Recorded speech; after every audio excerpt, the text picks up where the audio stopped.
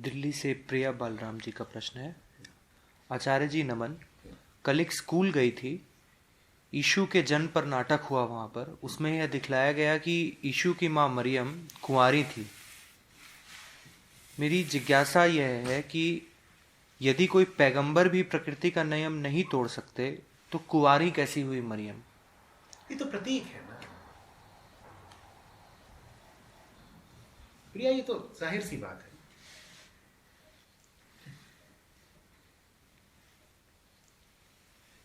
जमुना तट पर कहानी है मीठी। रुक्मिणी और श्री कृष्ण एक दफे रमण कर रहे थे। क्या कर रहे थे? रमण कर रहे थे।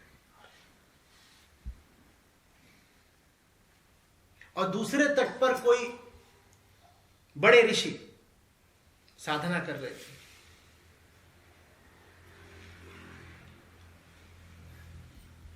तो रुक्मिणी ने भोजन पकाया स्वादिष्ट कृष्ण के लिए।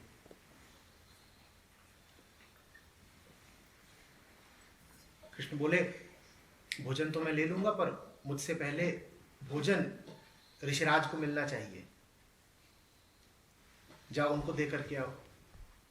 तो रुक्मिणी ने जमुना की ओर देखा और जमुना उफनाई हुई थी।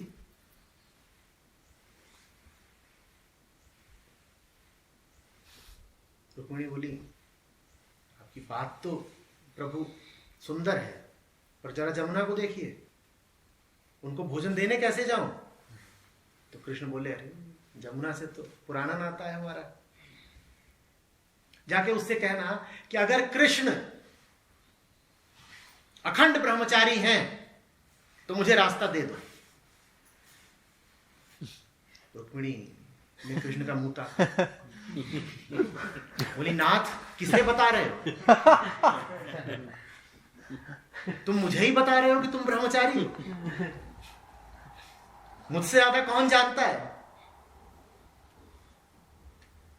कृष्ण बोले, ब्रह्मचर्य वो चीज ही नहीं जो तू सोचती है। तू जाके बोल, जा जमुना को बोल के आ कि अगर कृष्ण अखंड ब्रह्मचारी हो तो रास्ता दे दे। तो रुक्मिणी को भरोसा तो पूरा था कि आज बाहर जाएंगे नहीं। बिना भरोसे के ही गई, जमुना से बोली, अगर महाराज ब्रह्मचारी हो तो रास्ता देना। जमुना ने तुरंत रास्ता बना दिया। कहानी है, कहानी की तरह सुनो। रुक्मिणी अपने थाल इत्यादि लेकर के पार कर गई। उधर पहुंची, उधर ऋषिवर बैठे हुए थे। ये भोजन लेके आए। ऋषिराज बोले, अरे लाओ लाओ, तुम्हारा इंतजार था, बताओ क्या है? बोली, ये सब है आपके लिए और श्री कृष्ण जी ने निवेदित किया है, कृपया ग्रहण करें। तो ऋषि बोले, बिल्कुल लाओ। पूरा भोजन अपना उन्होंने हिम लिया। तो सब थाल वाल रुक्मिणी ने दोबारा उठाए और वापस जाने को हुई। तो फिर वही समस्या, तो ऋषि की ओर मुड़ी। बोली, वापस कैसे जाएं? तो बोले, अरे वापस क्या जाना है? जाकर के जमुना जी से बोलना कि अगर ऋषिराज अखंड जलाहारी हो तो तू रास्ता दे दे। रुक्मिणी बोली, महाराज मेरे ही सामने तुमने फलाहार भी किया, अन्न का आहार भी किया, और तुम मुझे ही बता रहे हो कि तुम अखंड जलाहारी, सिर्फ पानी पे चलते हो। ऋषिराज मुस्कुराए, बोले, तू जैसे आई थी वैसे ही चली भी जाएगी, तू बस जाके बोलना वहां। बोली, हद, अगर ये जलाहारी है तो ये भोजन फिर किसने किया? सब रोटी चावल दाल सब्जी सब खाए और बता रहे हैं कि हम तो बस जल पे। तो गई, बोली, बिल्कुल अविश्वास से। फिर जमुना ने रास्ता, ये जमुना की भी कुछ इनके साथ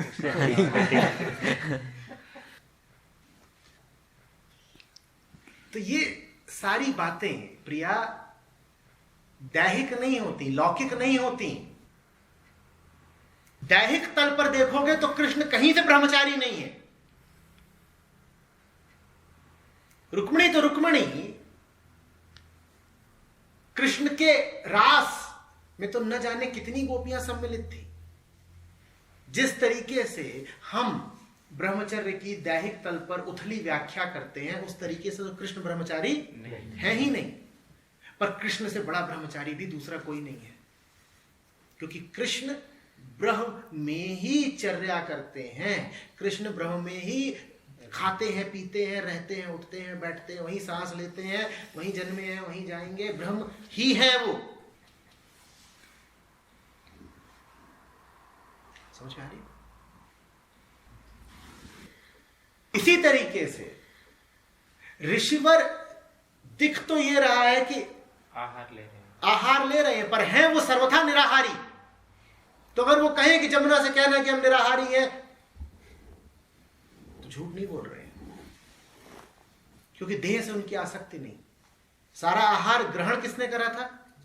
देह ने। और ऋषिवर कह रहे हैं हम वो हैं जो कभी कुछ खाता नहीं। हम कुछ खा सकते ही नहीं। कभी सुना है कि आत्मा अन्न ग्रहण करती है? कभी सुना है? नहीं। तो ऋषिराज ने बस यही कहा कि हम वो काया है ही नहीं जिसने अभी अभी ये भोजन खाया। हमारा जीवन गवाह है, हम सिर्फ खोखला दावा नहीं कर रहे। हमारी जिंदगी को देखो तो तुम्हें साक्षात दिखाई देगा कि हम देह की तरह जीते ही नहीं है। और वो दावा सही था। कहानी कहती है कि जमुना ने रास्ता दिया।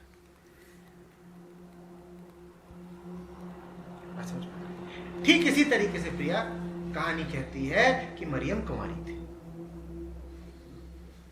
बात देह की नहीं, देह के तल पर भली भांति आप जानती हैं कोई स्त्री कुंवारी कैसे होगी अगर बच्चा जन्म दे रही है तो।